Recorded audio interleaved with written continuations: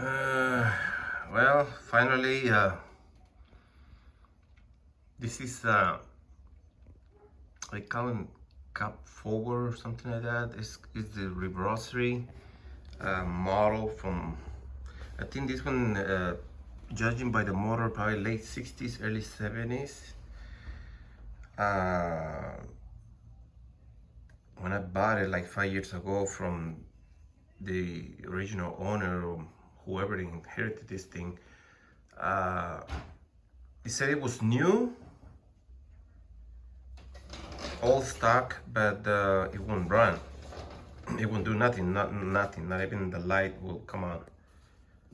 So I bought it for a fair price, and I had it there for 5 years, and finally I had some time to say, let's take a look at this.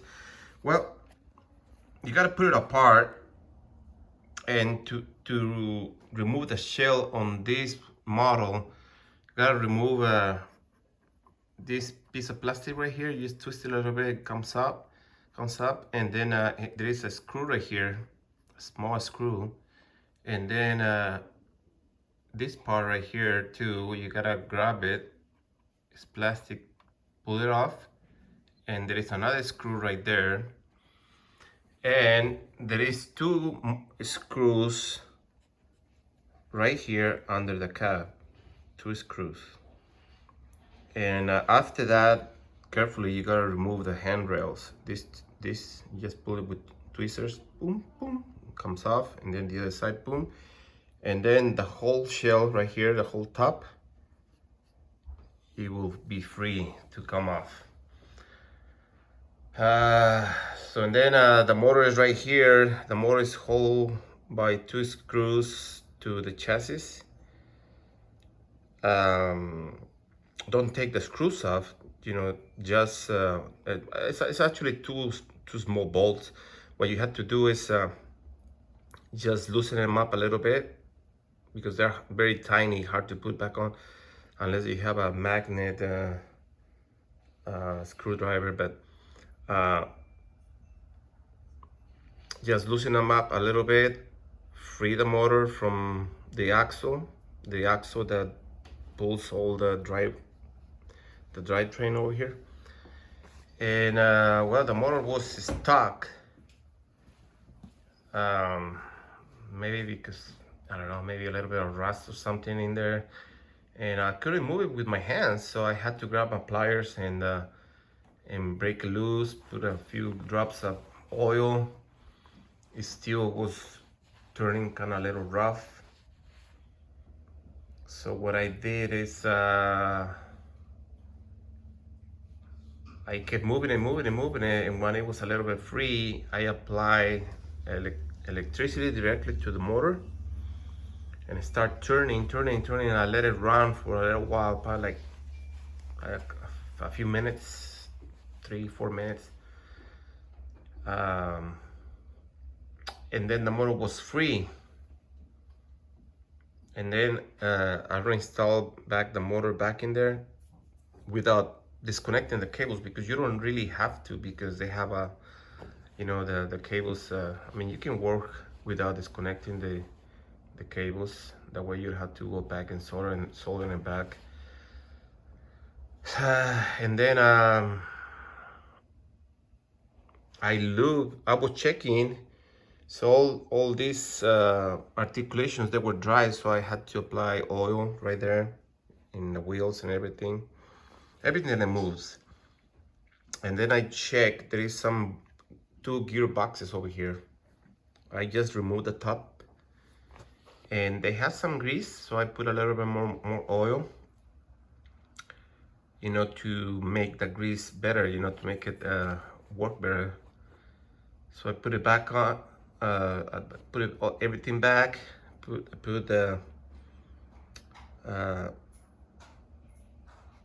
shell back, put the two screws back, the other two that goes underneath, and then I reinstall the handrails.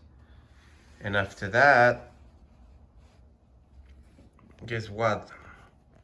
It runs very smooth, Very smooth. See?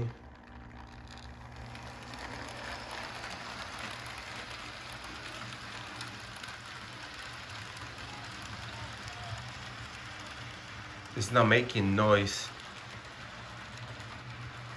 I mean, normal for its age, but I think everything has broken in, and yesterday I ran it by for like 10-15 minutes, and today I gotta run it for another half an hour just to make sure that everything breaks in, and we will be a smooth runner. Let's try more speed.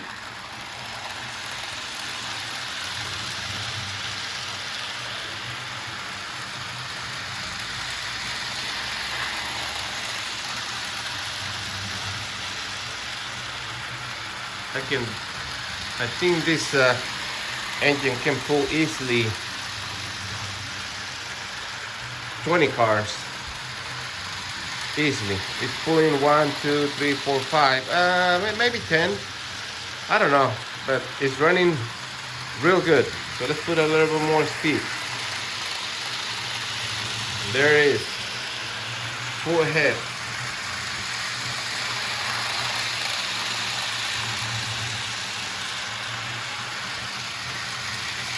I've seen some videos on YouTube that people fix them and make them run, but they run kind of slow.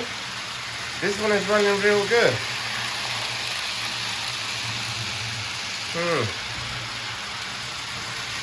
Some people even upgrade the motor. They put a new can motor, but it does the same. So I think it's not the motor. I think it's more like the gears that they probably dry in there. You know, if the grease is dry, it's gonna create drag. So in that case, you gotta pull them apart and clean them real good and re-grease them with new synthetic grease. And you gotta oil everything, dude. Wheels, articulations, everything that moves.